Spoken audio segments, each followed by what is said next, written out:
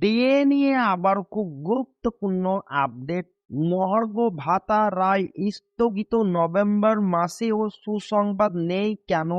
Supreme কোর্টে DA মামলার শুনানি শেষ হলেও রায় হার্ড অ্যান্ড রিজার্ভ থাকায় অনিশ্চয়তা তুঙ্গে।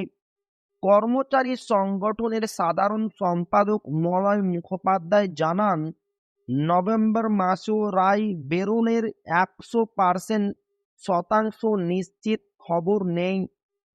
ফলে মহার্ঘ ভাতা বা ডিএ নিয়ে সরকারি কর্মীদের অপেক্ষা ডিসেম্বর পর্যন্ত দীর্ঘ হতে পারে, যার ফলে চরম উদ্বেগ সৃষ্টি হয়েছে। তো এই ছিল ডিএ নিয়ে খুব গুরুত্বপূর্ণ আপডেট আপনাদের মাঝে শেয়ার করলাম। তো ভিডিওটি ভালো লাগলে অবশ্যই আপনার বন্ধুদের শেয়ার করবেন যাতে তাদের উপকার হয়। আর আপনি যদি এখনো আমাদের চ্যানেলকে সাবস্ক্রাইব না করে থাকেন তো অবশ্যই চ্যানেলকে সাবস্ক্রাইব করবেন এবং আমাদের পাশে থাকবেন। তো আবারও দেখা হবে ডিএ রিলেটেড খুব গুরুত্বপূর্ণ ভিডিওতে।